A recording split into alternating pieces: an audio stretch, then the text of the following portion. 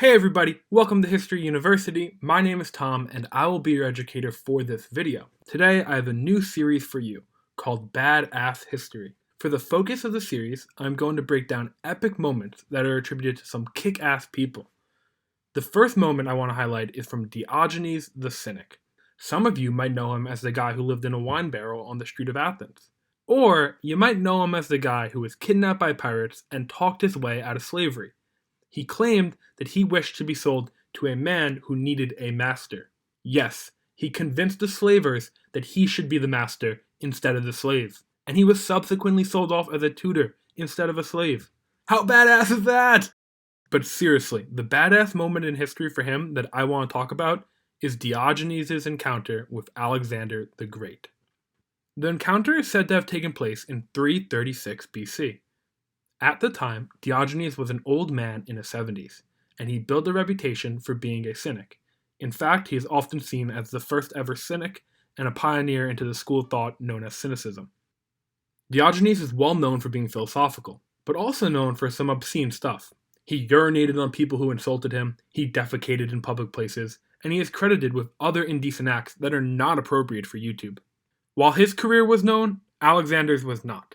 At the time, Alexander was a very young man. He was only 20 years old. He just recently become king of Macedonia when his father Philip II passed away. The young King Alexander decided to give a visit to Diogenes in Corinth. According to legend, Diogenes was laying down in the sun, getting that nice Mediterranean tan. Then suddenly, his sunlight was blocked.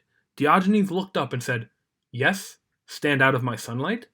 The new King Alexander was in awe that this Diogenes would be so careless in the presence of a king, but he was also inspired by this careless behavior that Diogenes had about him. Alexander is said to have replied, "If I were not Alexander, I wish I were Diogenes." Being the complete badass that Diogenes was, he replied with, "If I were not Diogenes, I too would like to be Alexander." The reason why this encounter is so historical is because of the differences between the two men. Diogenes is remembered for having nothing. At one point in his life, the only personal item he had was a cup. He then saw a child cup his hands together to drink water, and at that moment, Diogenes threw out his cup and remarked, "A child has beaten me in the plainness of living." Diogenes leaves a legacy of a man who owned nothing, but Alexander has the complete opposite legacy. He is known for the man who had it all. He built one of the largest empires of all time by himself. So for the man who had it all, to be insulted by this man who had nothing goes down as one of the most classical moments in history. Shortly after the encounter, Alexander would go on to conquer Greece and the rest of his empire. For the most part, Alexander had no problem conquering lands, although he did struggle with some of the Greeks. One of the most notable revolt efforts comes from the Athenian Demosthenes. Demosthenes' revolts were unsuccessful, and he took his own life rather than be captured by Alexander's generals. But 2100 years after Demosthenes' suicide, he is contacted by an American spiritualist, which ties us into our next badass moment in history. If you do not know who Victoria Woodhull is, I'd like to introduce you to her now. She was an American spiritualist, which means that she communicated with the dead. In 1868, she claimed that she was guided by Demosthenes in order to come up with her famous theory of free love. Woodhull's talents as a medium with the dead were well recognized, and at the time she caught the eye of American tycoon Cornelius Vanderbilt. After building strong ties with Vanderbilt, Woodhull's career blew up. She became the first ever female stockbroker on Wall Street and eventually started her own newspaper company. Woodhull's super badass moment in history comes in 1870, when she wrote a letter as the editor of the New York Herald. In this letter, she announced that she would be running for president in the 1872 election. That is a kick-ass thing to do in America, especially because women did not have the right to vote till 1920. Yet, Woodhull decided roughly 50 years before women had the right to vote that she was ready to take on the top politicians in the race for the White House. 2 years later, the newly formed Equal Rights Party nominated Victoria Woodhull as the presidential candidate for their party. Her nomination was ratified at the convention, and she became the first ever woman candidate for president. As an American, you gotta respect her pioneering efforts for women's role in politics. She then chose famous American activist, author, and former slave Frederick Douglass as her vice president candidate.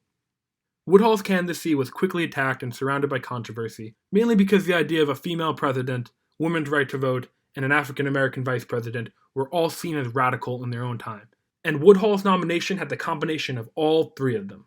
Conclusively, Woodhull lost the election and eventually moved to Europe, where she spent the rest of her days.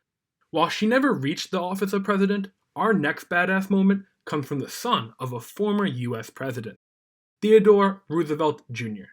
Roosevelt's father was an extraordinary man, a war hero, president, Nobel Prize winner, etc. I covered all these facts about Roosevelt in a prior video, and if you want to check it out, please do. But enough about the father, let's talk about the son.